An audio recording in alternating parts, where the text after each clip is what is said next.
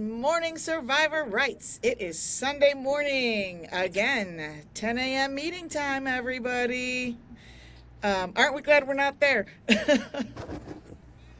For sure. Our guest today, my dear friend, SteveVanDermyden, we have a lot to talk about. It's going to be all about communication. And really, we're coming at this from the reality perspective of communication. So I'm going to start with 10 o'clock last night. As admins of a public group, here we are dealing with someone who is wanting to hurt themselves or someone else. And I don't share that for gossip. I share that because it is a very real reality of this group. It is we had our Survivor show this week. It's been a heavy week around communication. And all of that is a breakdown of connection and communication. And it literally burns my soul. How are you doing, Steve? Because that's where I'm at. About the same. That was, quite a little incident last night. Yes. So here's what I just want to say about that. We're going to talk today. Deep breaths. Yes, Susie, deep breaths. We are wound up. Both of us are wound up, let me tell you what. And for good reason, though. That's where the passion comes from for us to do what we do 24/7. You and I both do it 24/7. It's what we do, and we do it with our whole hearts because we care so much and love people so deeply. So I wanted to start today with we have a lot of things to talk about, but just the breakdowns that happen from us, our ability to communicate with people who are still in everything from tone, attacking identity, assumptions. There's so many breakdowns to the communication piece of it. And we're going to talk about the foundations of communication, but there's so many places that it breaks down because we were not trained. We have no idea. You and I have learned what we are going to talk about today through a lot of life experience and through a lot of education. Yep, exactly. And we both do this full time. This is how we make a living. It's not just the 2x2s. So we're not just saying it's them. In general, there's big differences between men and women. I love that post that you made this week about the breakdown between men and women and how we deal with all that. But yeah, that was amazing. And we're going to talk about a lot of that today. But what is your opinion on why people struggle so much with communication? Well, when you're really looking at the system we all came out of, it has a lot to do. We were trained not to communicate. And like I wrote about a little bit, we were trained in really different ways. Where men were trained with a voice of authority that we didn't have to think, we didn't have to delve into emotion. We just had the voice. And so a lot of times that voice was without any real knowledge, emotional intelligence behind it. It was just more parroting what the party line was. On the other hand, women had to bear the brunt of the family emotions. They had to carry the emotions for the men, but not say anything. They weren't allowed to speak. So here you have, on one hand, half the people, the women, are full of emotion. They're aware of it, but they're not allowed to speak it. On the other hand, you've got men that can talk all they want, but they haven't really had the training, the emotional intelligence to be able to speak authentically, to communicate clearly. And so there's just a huge gap. And I actually feel that's a lot of the reason why we see a lot less men coming forward and speaking in these forums, which that piece I wrote came out of my thinking about that particular reason for the last 2 or 3 weeks. It's like, why aren't there more men here? And I think that is a lot of the root of it. I think so too. I think that they're untangling how to think for themselves, but they're so I think that the aura of, I don't want to use the word shame, but there is some embarrassment that goes with not knowing, waking up and realizing I have no idea what I really think and how I'm leading this family. I've been exactly what you said, parroting the party line. Yeah, And so much exactly. damage done there. So many relationships have been brutally broken with children, fathers and children, Yeah. adult children, because the dad did the party line for so many years. And so then it's like men aren't really good with apologizing. So then how do you go back and rebuild those when you got to own what you did, Yes. starting there, and then you also have to apologize? Like men coming, the ego is strong. We didn't have to. Right. There was no need to apologize. We were just right. Yeah. We were allowed to be right, whether we were right or wrong. Right. But that was a system thing too. Yeah. I mean, Yeah. I think if you step back and look at it, if you look at a psychological, emotionally abusive relationship, that can happen between couples. But in this case, it really happens between an institution and people. Yes. And that's where emotional safety comes in. Yeah. Emotional safety, when we don't have that, one of the biggest breakdowns in communication, in my opinion, is lack of clarity. I have learned to be crystal clear. And I do it because I know better now. And I think we do better when we know better. And I have learned that coming out of the vague nuance of don't ever speak the truth, even if you have a mouthful of what, don't speak it, shove it down. Yeah. The emotional safety of what that does. I had a great conversation yesterday with a gal who in the beginning was Julia Taylor. In the beginning, man, she was all over helping change the church, whatever. She posted something on her page this morning. It's a private page. But man, it came out strong. And I'm like, you go, girl. And the conversation that we had yesterday was that this church has no idea how strong of women it has created. I think you and I had that conversation last time we chatted. Oh, it's so true. Yeah, because we've been shoving it down for far too long. And now that we're coming out, it's like, oh, hell no. And the very reason why women are so much more vocal now. Yes. It's been a suppression. Yes. For so long that, the voices are coming out and they come out loud. Yeah. So how do you bring the men along on that emotional safety piece? Because men do not have emotional safety in this system either. No, they don't. And, a lot of that happens, I think, between couples a lot of times, or even on forums or podcasts, or just learning that, it's okay to bring the shame to the light, to admit that we don't know. We don't know what we don't know. It's really difficult to admit that, for as long as you've been alive, you've been communicating in a really unhealthy way towards other people, towards spouses. It's a big pill to swallow, but once you can just admit that, it creates an opening. Bringing shame to the light, bringing embarrassment to the light allows for change. And sometimes it's even just getting curious with your own way of being. Yeah. Why am I afraid to speak out? Yeah. We're going to talk a lot about how that plays out in relationship. I want to honor someone right now because she did something super brave this week, and I'm not going to tell on her, but she's literally saying, good God, I'm ready, hear me roar. And she did roar this week. She roared in a way that got a finger in her face from a worker. So That's you go, girl. And I can tell you that this person would have never done that, Susie, 3 months ago. So one I of know the that we're neatest things we've seen on our Facebook pages over the last 3 years is people growing and building voice, and you can see it happen like in real time. Yes. Where people start and very tiptoey, very quiet, and a lot of times defending. Yes. And then 6, 8, 10 months later, they're a huge voice for change. Yes. It's been really neat. It has been. And yeah, that was just a great conversation with Julia yesterday because she's just such a powerful voice, and she's going to be a louder voice here on Survivor as well moving forward. But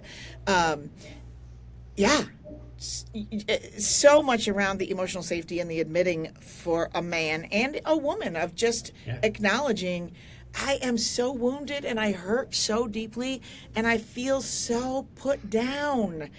That's what leads to the situation that we dealt with last night. When somebody literally says, I have nothing left to lose, then it's because the system did that. Right. It's lack of communication. It's suppression. It's fear. It's...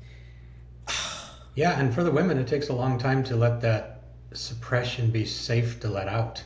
Yes. And that's where the emotional safety comes. Yeah. Yeah.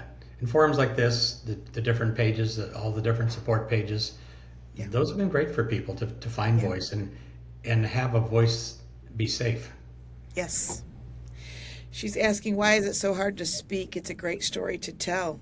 What would you say to that? Why is it so hard For when anyone, they're, it's, the shame drives it. yes, Just, it's fear. It's lifetime of programming. Don't speak up. Don't question. Don't push. Don't anything. Don't even be curious. right. So how could you have a voice? I mean, it takes a lot to break out from that programming. It really does. I want to talk for a second about codependence, Steve. Yeah. It's rampant in the system. Let's start with what codependence even means. Codependence is managing other people's emotions. You see it a lot in couples, and in this case, you see it a lot in the institution. One person will be responsible for managing the other's emotions, and then communication becomes more strategic than clear and straightforward. It's like, how is this going to be received? Are they going to be upset if I say this? And conversely, the other person or the institution can say whatever they want and just expect the other person or the people to just adjust their emotions to make the institution okay. Exactly. So it's really just being responsible for others' emotions. Right. So my line that I say on codependence is, I learned in my life, and how I teach it is, I'm responsible to you, not for you. Yes. And there's a big difference between those two. And there's another thing I use is, we're responsible for everything we say and how we say it, but we're not responsible for how it's heard. I love that. So, relative to codependence, we grew up with conditional love. I also want to make the point that there's a dramatic difference between codependence and unconditional love. You can unconditionally love someone and still have boundaries around what is an appropriate way to communicate. What is here are the rails, you know? Yeah. Talk for a second about that. Yeah, it's a tough one because, you think of unconditional love, like we typically have it for our children. Yeah. And I think that's the best example, except you will see a lot, like in the 2x2 institution, that there is conditional love even for children when they come out as gay or, transsexual, anything. Then the love becomes conditional, which is, it's amazing that parents can do that. But that's part of the learned behavior of an institution also. Just putting any kind of condition, if you behave in a particular way, then you can have my love. Right. It's such a horrible thing. It is a horrible thing. I sent a message to somebody this week, and this is a horrible example, but I'm going to use it anyway. Someone who is really struggling with parents who just are shunning, want him to be quiet, all that. An article. Did you see the guy in Arkansas or Alabama down there somewhere where he literally shot and killed a guy that was raping his 15-year-old daughter? I didn't see that. And he was just elected sheriff in the county for what he did. Wow. I'm like, this is how normal parents respond? Yeah. They whip out that is a normal reaction. And number two, it's also normal for community to reply with, he had every right. Yeah. That is not the case in this group. And then referring to the person you were talking to, with parents being really difficult, the programming of the 2x2s runs so deep. Yes. That they're protecting that. It's like the Stockholm syndrome. Yes. You protect the oppressor, and that's what happens in any kind of psychologically abusive relationship. Mm-hmm. And it's really hard to break out of that until, I've often said, once you ask one question, it's a matter of time until you're out. It's that first question that you dare ask yourself. But it's really hard for a lot of people to even think or ask that first question.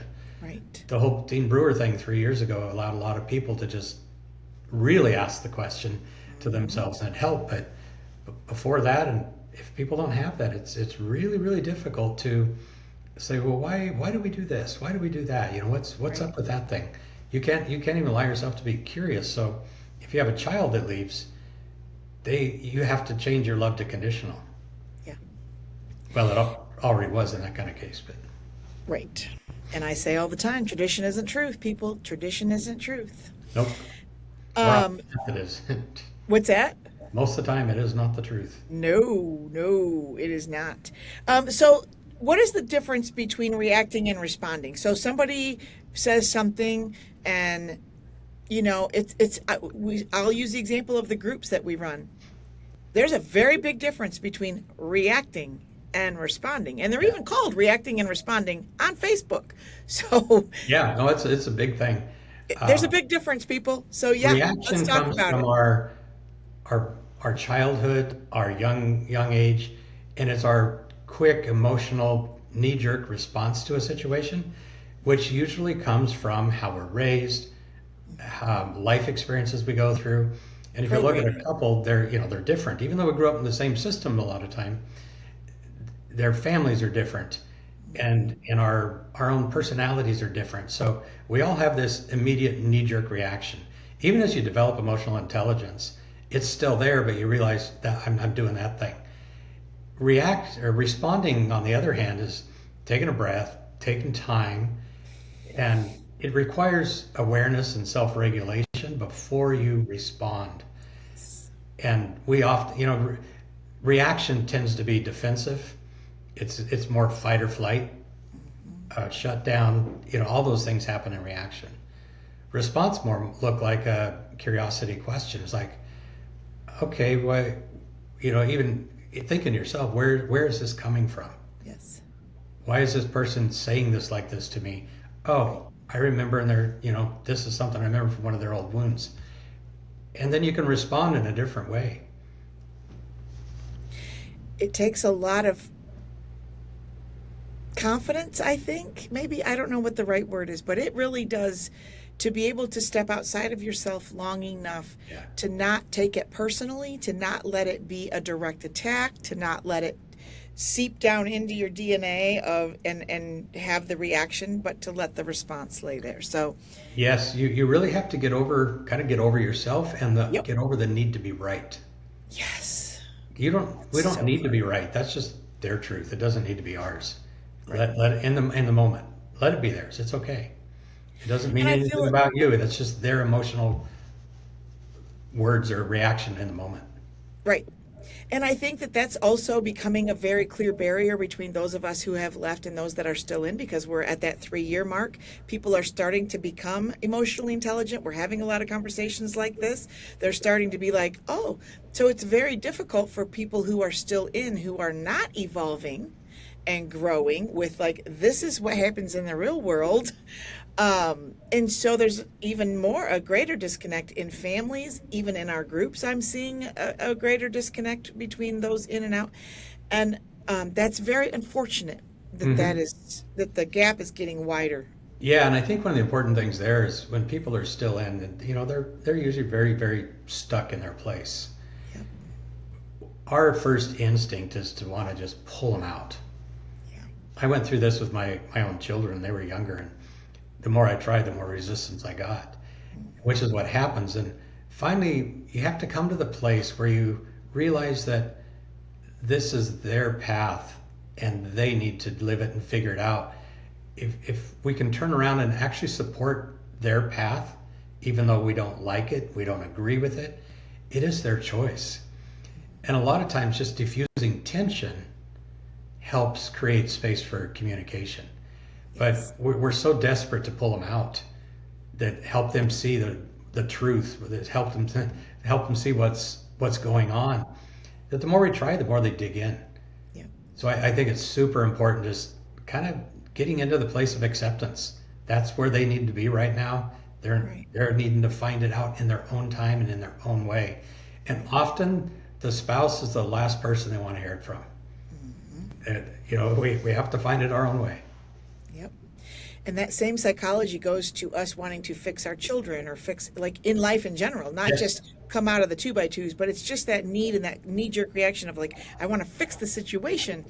But the same concept that we're talking about here applies to all areas of life. You cannot fix it for someone else. You can do everything in your power to be responsible to them, but you're not for them unless they're a minor child, in which case you are responsible for them. But if they're a grown adult, you can show them, you can lead them, you can lead a horse to water. You cannot make them drink. But what you can do is create safe space. Amen. And what that Emotional looks like is acceptance of where they are to start with. Yes. Live your life how you need to live it. Let them live theirs and just let them see. We can't tell them. It's like, Right. you can't tell your kids things. Right. They emulate and watch what you do. Right. And it's the same with, people that are still in it. It's a super contentious situation. Both people in the situation are right in their own Yes. in their own minds. And what's right for me isn't necessarily what's right for you. Right. And I think that there's also a mentality of lack. There's like a culture of lack. And that makes people want to grab on to what's left. And I'm going to say that in relationship. There's so little left in relationship with people who are still in. We have so little in common. How many of us have gotten messages from people, well, we can't be friends anymore because we just don't have anything in common anymore. That it's a culture of lack that makes us want to just then, if there's nothing left, it's like, I just have been raising 11 puppies. When there's this much food and there's 11 puppies, guess what happens? Yep. Food aggression becomes a real problem. And so you have to learn how to spread that out and how to let them learn. And, it's just basic, innate, visceral response to there's only so much love left. That's all what we learned. There's this much love. And so we are going to scrap for it, And it's It's conditional again. It's conditional. Yeah. And so learning everything that we're saying this morning is, yes, creating that safe space, learning about the difference between codependence and unconditional love and, conditional love, like how different it all is and how we project ourselves, the tone that we're using, the body language that we're using, the way that our whole aura is coming into the conversation, when we're coming in as a roar, like I came into this conversation this morning on fire. In a difficult conversation, in a difficult situation, coming in with a roar is usually the last thing we can do. Yes. Coming with a one-on-one, it's, coming in soft with safe space. Yes. The way to do it. And I also realize that, family that's in, family that's out, sometimes it's a couple, sometimes it's a extended family. But there's a lot of, for those that haven't left, haven't changed, there's a lot of fear around loss. This person is really different now. Are they going to completely leave me, leave the system? Yes. And there's a lot of grief on that side too. Yes. So there's so many emotions that everybody's working through, whether it's families or spouses, and nobody really has the tools to effectively walk through them. Right. I have been really focusing on, a lot of people come to me when they're in marital issues, partly because I run a large women's group, and I'm just encouraging people, don't make major life decisions in the middle of this kind of chaos. The most important thing that I can recommend to anybody right now, and not that we are telling people what to do, it's not what this is about, but if you can find space to do your own work and still remain in relationship with that person, that then you can come at it with a healthy mentality and with confidence and having it be a response rather than a reaction. Yeah, I think it's important in those situations to be able to sit down and have a conversation about, right now we have very different views, but let's not let that affect our relationship, which is different than that. Right. Don't let our views be our relationship. Just let's acknowledge that they're different. Yeah. Let's work on making our relationship the best it can be, because this doesn't need to be a thing that breaks us. Right. And that's just getting super clear about the common goal. Like, if we have a common goal, then it's so much easier to define the obstacles to that being a reality. Yes. Together with clarity. Yeah. But you have to be honest. We only make progress when we're telling the truth. Yeah. So and you can't sit there and be like, oh, I'm fine, when you're not. Yeah. And that's probably how those conversations start, Yeah. because there's not much space for communication, but with time it can shift. It But can. it takes patience and time. But the sledgehammer just never really works well, even though that's what we want to use. Boy, I have learned that one the hard way. We all have I have too, the hard way. Oh, goodness sake.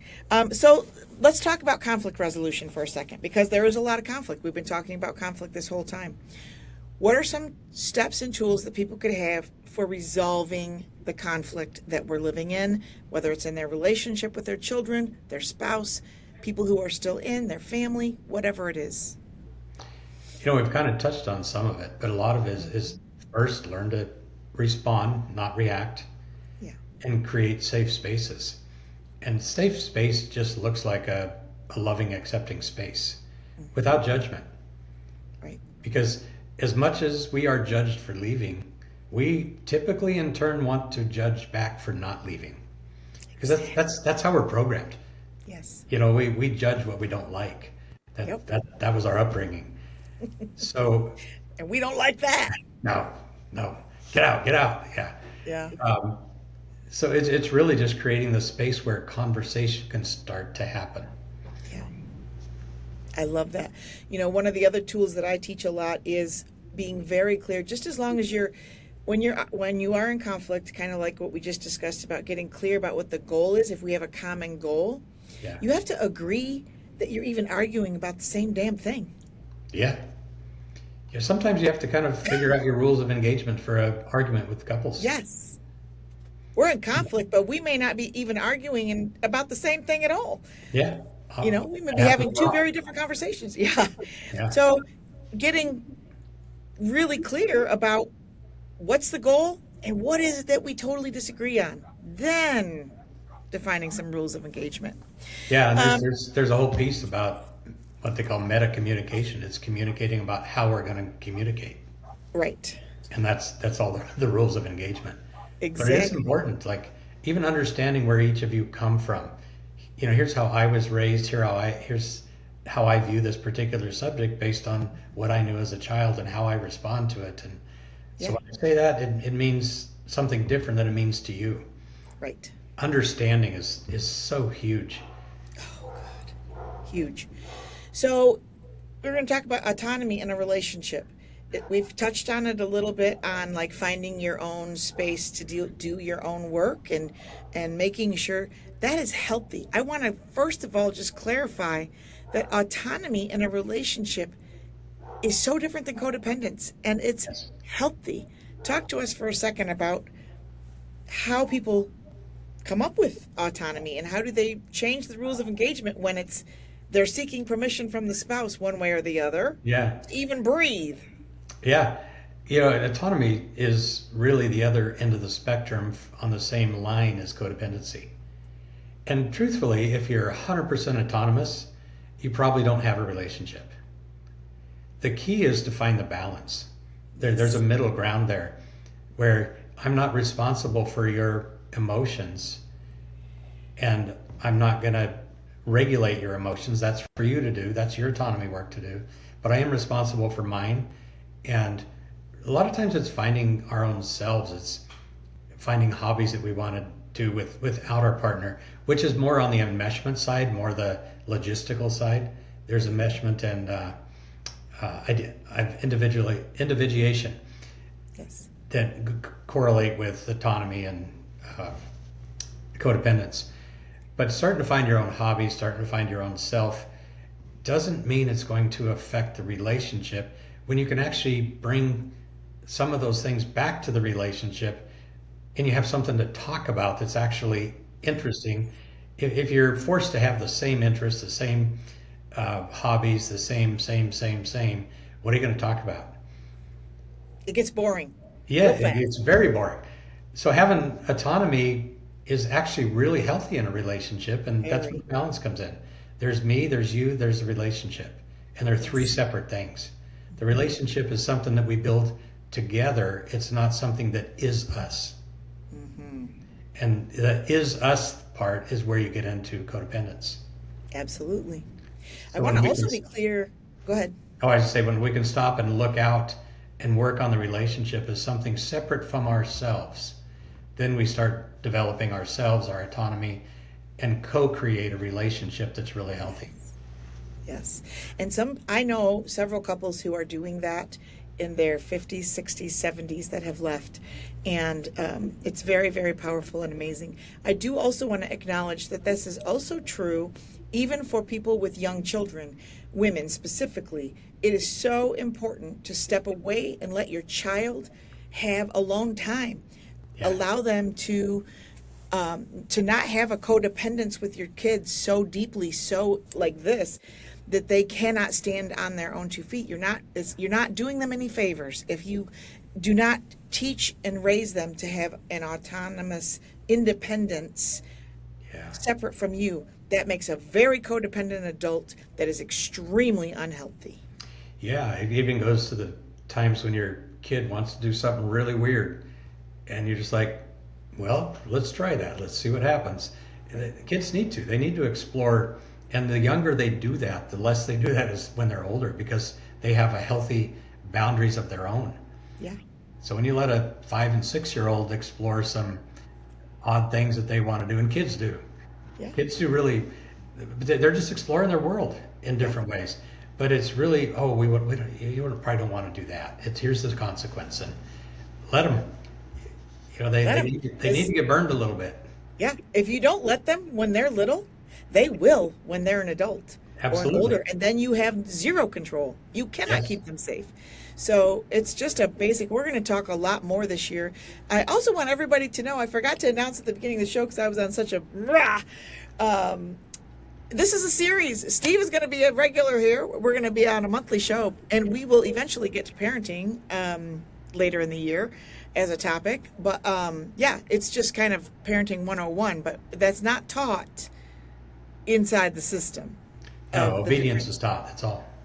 Right. To everybody. And so, right, when we're talking about having an autonomous individuality in any relationship, whether it's your partner, your friendships, your children, your family, and I think that that's something that people really struggle with too, is like, this is how my family is. Well, that may be how they all are, but that does not mean that that's how you have to be.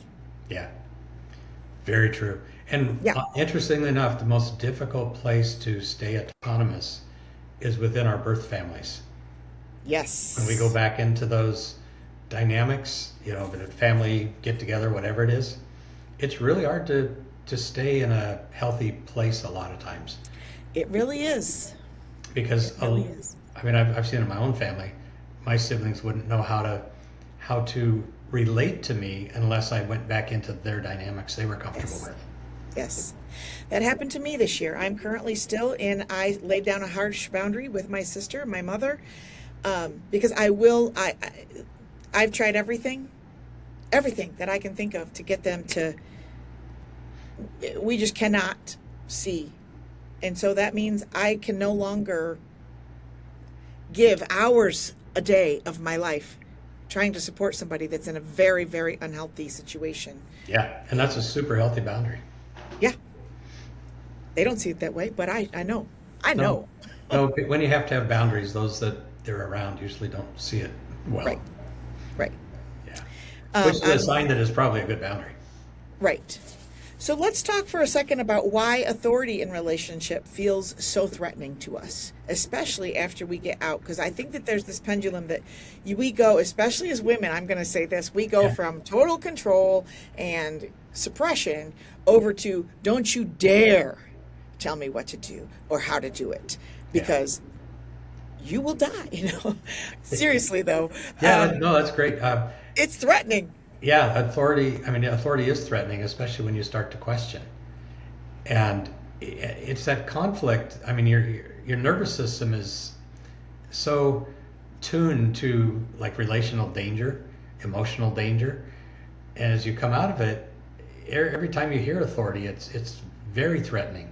Yes. And then as you start to find your voice, and this happens with finding your voice in any way, it actually comes out extra loud because there's no regulation.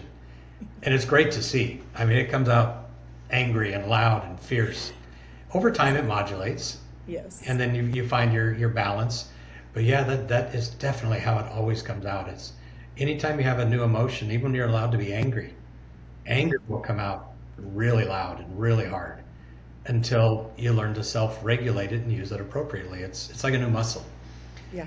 So yeah, pushing back against authority when you haven't been able to all your life, Yeah. actually having a say it's not easy to do the first time or two or three or five, but then Or also 25. or 25, yeah, then all of a sudden it feels really good and really loud, and Yep. there's no stopping you at that point. Yep. And that, I lived that way, Steve, for many years. I used to call myself hell on heels, and I did it on purpose. Like, I mean, you could see me coming 25 miles like a freight train. I was Yeah. here to run people over, and it took me years to regulate that back down. Yes. To Same. just, and even now, like, I literally, like, there are days that I have to be like, okay, I need my people, I need my tribe to tell me if I'm being too much today because I am wound up for whatever reason. And that's just That's my personality on top of it. yeah, same. That's why we have admin chats. Yes, that's exactly why we have admin chats. Amen to that, because wow, it's a lot sometimes. It is, but it's good. It's yeah, I'm super thankful that we have one another.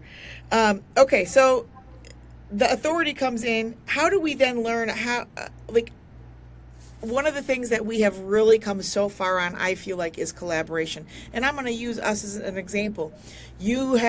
Some people might look at what we're doing as competitive on two different pages. Why are there two different pages? Why is why people say it all the time? Why do we need so many support groups for 2x2s? Collaboration, here's what I have learned in my business and in my life. Collaboration gives us tenfold Yeah. the impact. Yeah, and each support page has a little different focus. Not Yes. necessarily by design, they just kind of happen that way, somewhat by design. But yeah, they're all important in different ways. Ours focuses more on just really the exposure and initial support. This one is more community building and where do we get off where's the off ramp to the turmoil we're in? We're in a whirlpool of emotional turmoil around everything that's going on in the last 3 years. How do we get out of that? How do we move on? So yeah, everyone has a little bit different feel, and people go back and forth in different times and different ways and times of their lives, and it's actually really important. It's like very sometimes we even change therapists because Yeah. we need something different at a different Yes. time, and that's what these groups do. Yeah. And I think the same thing outside for people who are listening. Collaboration, when you can learn how to get over yourself a Yeah. little bit, then you can recognize that if I partner with whoever about whatever it is that you want to partner on, it's not taking anything away from you. It's not. If you have a common goal, you're literally just multiplying your impact and your whatever it is. There is no reason to not collab when the goal is the same. People will find their way. Yeah, and in collaboration, it's really shifting the conversation from winning to understanding. And we're all keyboard warriors on Facebook too. Yes. When we even shift that from winning to understanding, we don't have to prove a point. Let's understand the other point. And then you can start replacing accusations with curiosity, and then things can build. Yes, I love that. Replacing accusation with curiosity. Powerful, powerful statement, my friend. Powerful.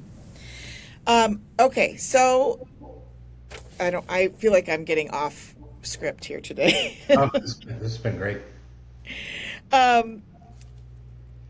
So the defensiveness, let's talk for just a second. We've talked a little bit about collaboration, authority, the defensiveness that comes in. What are some tools that people could use to be a little bit less defensive, especially in this scenario? Yeah. Defensive is there's always that fight or flight, freeze Yes. on. Defensiveness is the fight. Right. And it's one of the most common ones. Other people just shut down, but the ways to stop being defensive is really just own yourself and realize that the other person, what they're saying, even if it's an accusation, really means nothing about you.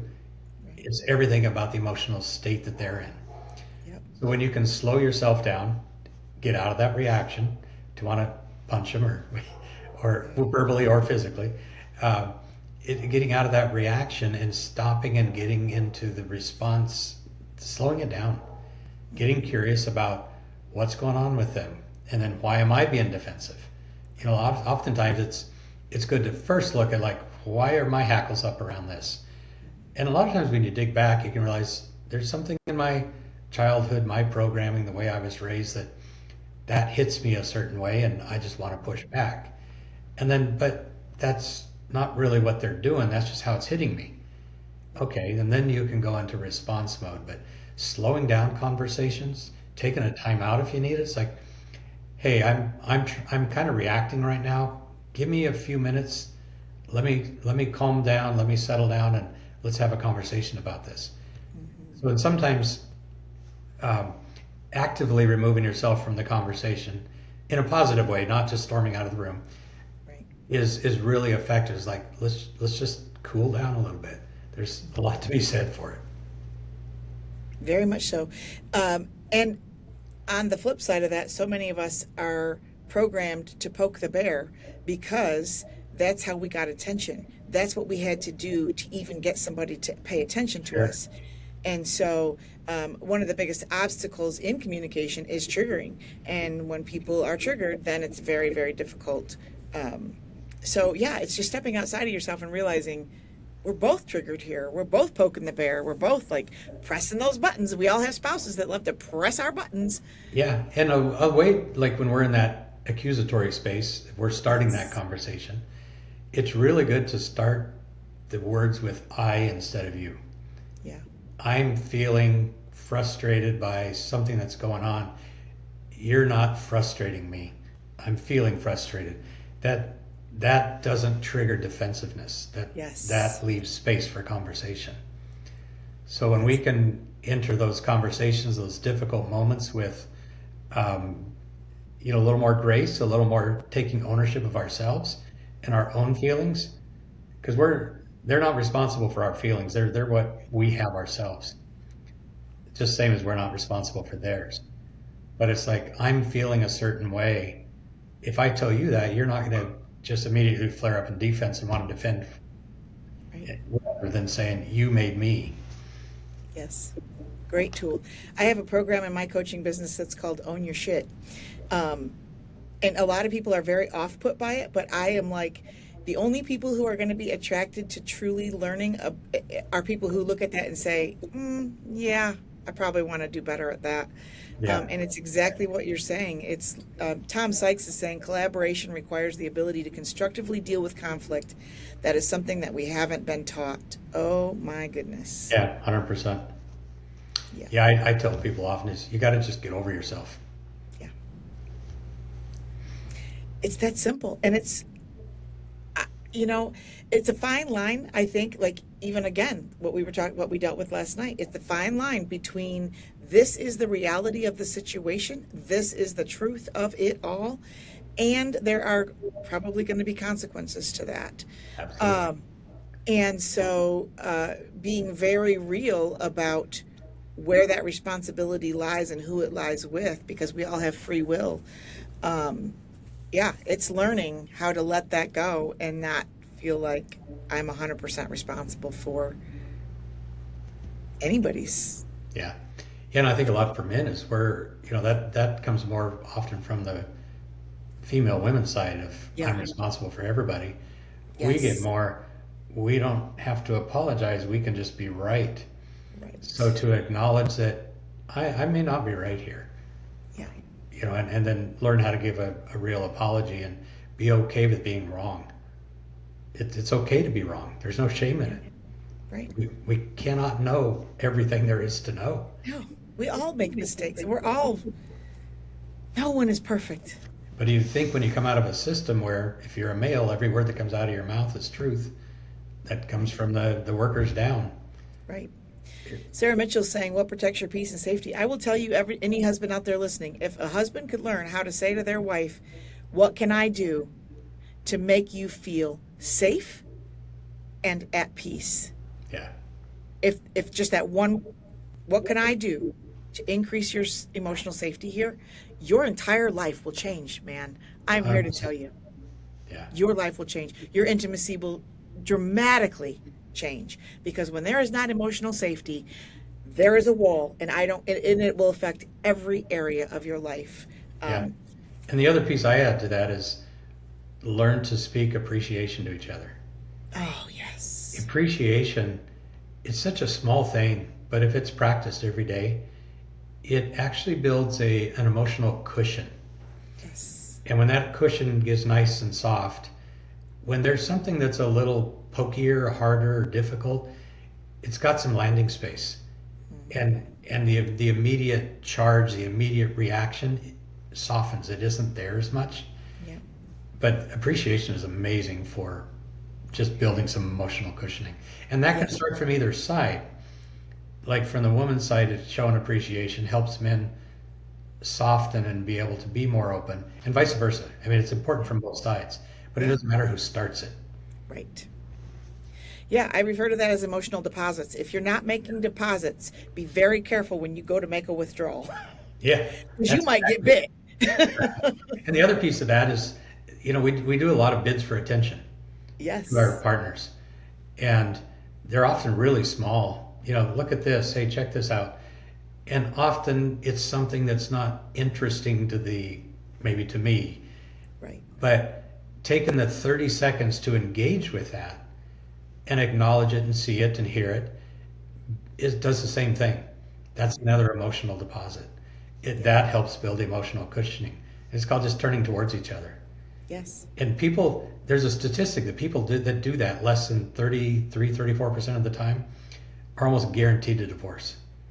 Interesting. Yeah. And strong relationships tend to be like over 80% of engaging with each other on just those little moments, the elbow nudge, hey, look at that. And when you get a grunt in response, or I don't like that, those are actually weaponizing somebody trying to connect. Yeah. And the interesting piece of this also is that it doesn't just affect our relationship. When we behave that way at home, we tend to behave that way at work or at school or wherever we are in life, community.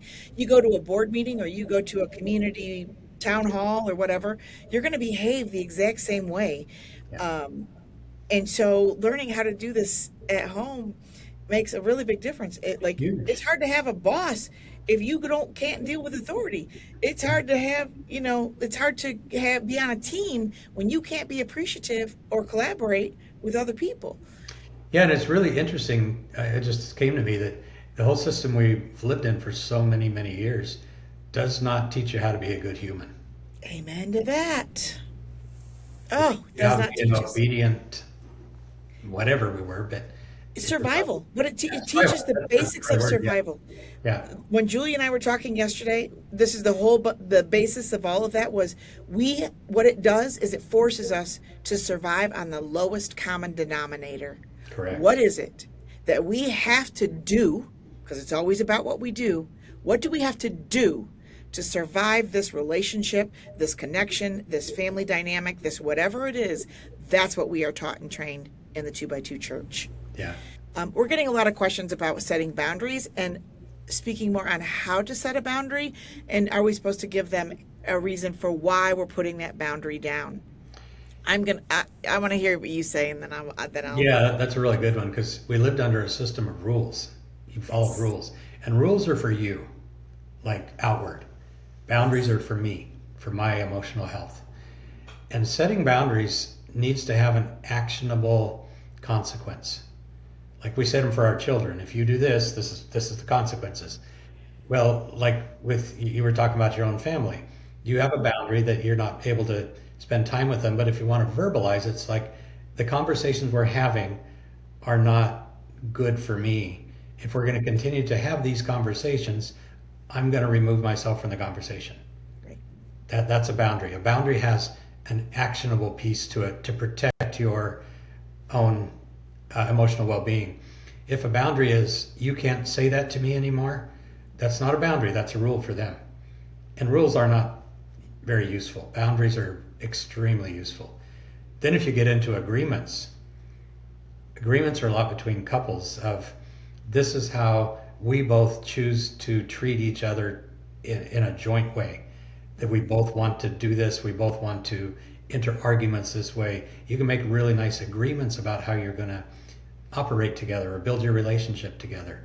Yes. Agreements are a way to get into the really, really healthy space. Boundaries you use a lot more when you're working with people that like to push boundaries or don't have boundaries of their own. I've had times in my life where I've had to put up some pretty firm boundaries around people that had none, and that came out of the system, because all we knew was rules and we just imposed them on others. Yep. They don't understand. So I'm going to add to that a tool that I use.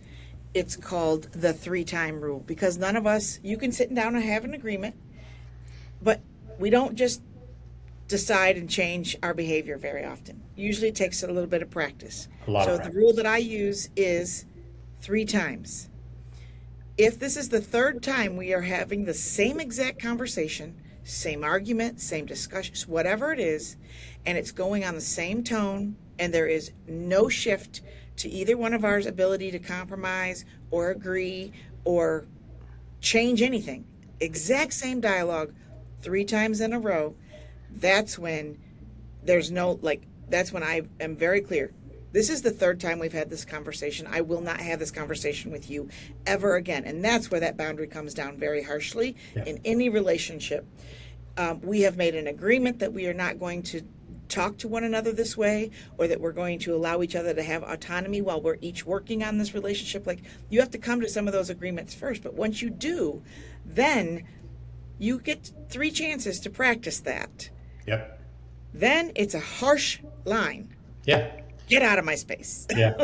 Boundaries can have, a lot of times they have to have pretty harsh consequences. Yes. There's some people that have to remove themselves out of their family's lives. Yes. Because of behaviors. And that's right. A boundary. Yeah. I mean, yes. I'm not going to get into my own family situation. Somebody's saying rules are to be broken. Rules are made to be broken. A lot of us women coming out of the 2x2s, that's our new mantra in life. Like, give me a rule, I'll break it. And it's to the detriment, though, sometimes even of our own well-being. We're doing it because we're just stubborn and so tired of being told what to do. Rules are just oppressive. They're not healthy for anybody. And we have laws, and those are for a reason. But rules, they're not healthy. They're just a way to oppress somebody else for our well-being. Right. Boundaries are the real way to create our own well-being. Did we answer your question for those of you asking about boundaries and how to set the boundary? Are we supposed to tell them why we're setting the boundary? That's part of the agreement discussion, in my opinion. What would you say? Yeah, it's for your own emotional safety. Yeah. I mean, that's the bottom line, is boundaries are for your own emotional or physical safety in some cases. But it's for your own safety, to help create your safe space. And if there's a person or an institution that constantly compromises your emotional well-being, it is okay to put a boundary around the time you spend with them, or not at all, or how you spend time with them. Right. And being able to communicate that to them in a kind way, right? Not in an angry way, because it's better when you can approach it from a very calm, steady space. But I agree. If it keeps continuing, I'm going to remove myself in this way. Yes. And I encourage people to do that in writing sometimes if they're too emotionally charged to say it in person, or they're just not confident. A lot of people are like, I could never say that. Well, how about we just practice writing it down first and just look at it on paper? And so that's how we practice building up to actually saying it out loud. Absolutely. Which is not easy. We are only literally getting through half of what we wanted to talk about today. Yeah, but that's okay. That's okay. The other thing for people to remember is, I always in a psychologically abusive situation, no is a complete sentence. Yes. And no thank you if you want to be really polite. Yes. But the reason being is, if you're dealing with a psychologically abusive situation, anything you say beyond that no gives them something to argue against you with. So it has to stop at the no. No, thank you. Yep. And it's because we want to justify our no. Yes. You can't justify the no. That's the fuel for the fire. Yeah. That's the next thing that's going to be worked on. Yep. wearing that piece down. I love that. Let's talk for a second because we are almost out of time, which I can't even stand. Our whole time just goes poof. Real How quick, can we go another month? We have 3 minutes left.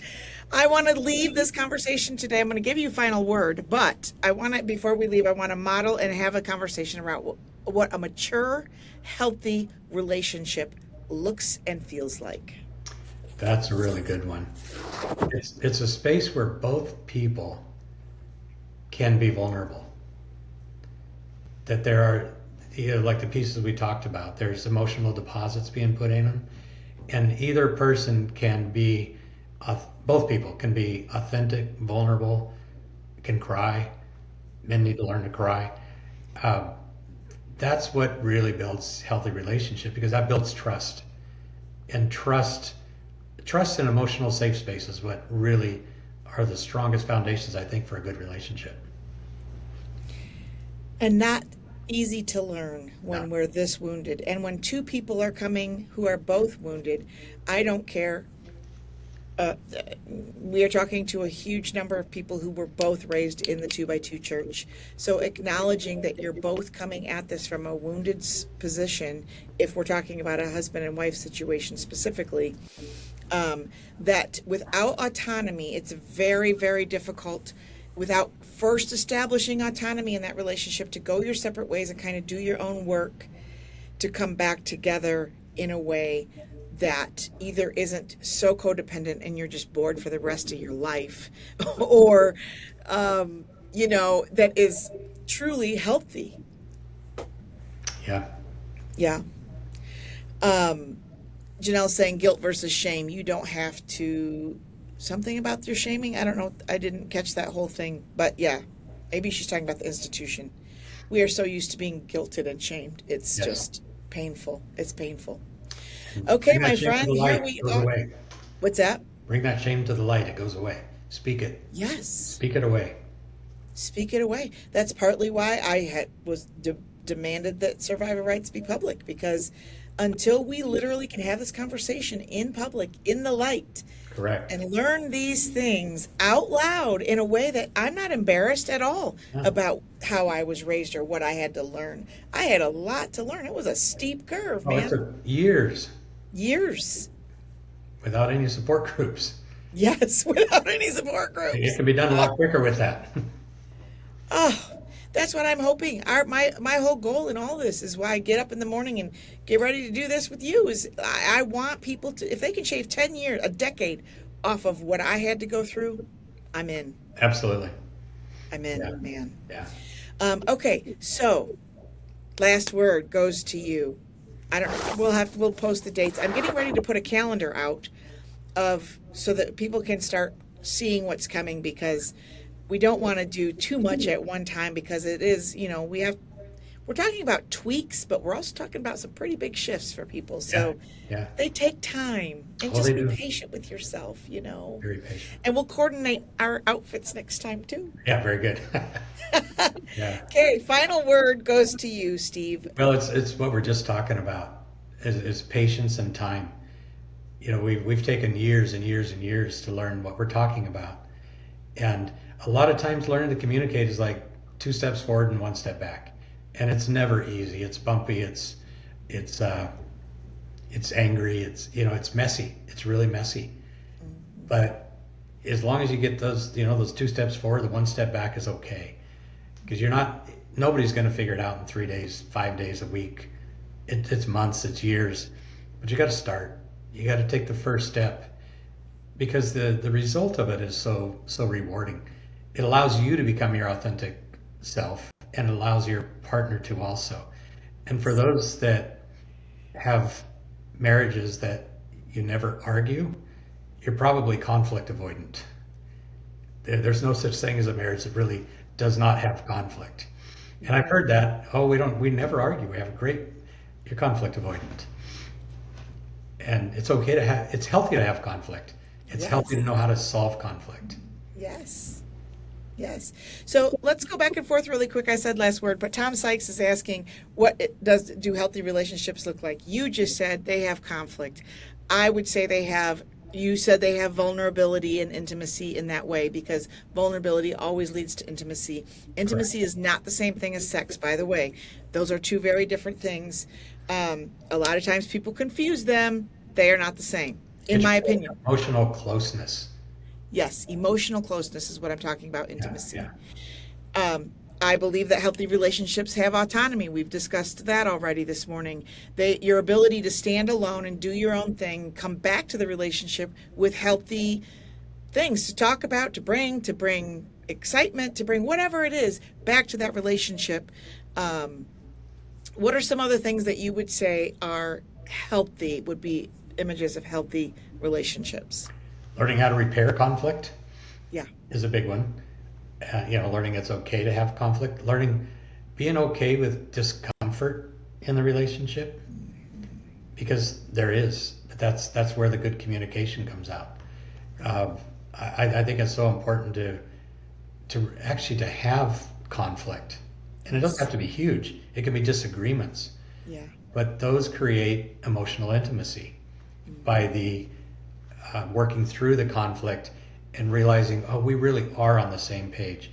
We all want to be on the same page as our spouses in a big picture, but we also want to be autonomous individuals in the small picture. We are our own selves, our own healthy selves, with a relationship we're building together. It's a thing outside of the two of us. It is not the two of us. I think that piece alone, just learning how to view a relationship, helps make it really healthy. I agree with you. And if anybody's wanting a litmus test on what their relationship, where the status of their relationship is now, the tool that I always use is that the truth lies in the anticipation. So in a relationship, this is how I say it. When you're going to get in a car and drive an hour with your spouse, what happens to your nervous system and how does your body react when you start thinking about the fact that you're going to get in that car and be alone with that person for 1 hour? That's the litmus test of what the status of your current relationship. That's all I have to say. Yeah, it's perfect. People are like, yeah. Yeah, and I've said the same thing as like, what's your nervous system feel like when you have something uncomfortable to say to your spouse? Yes. Yeah. If you're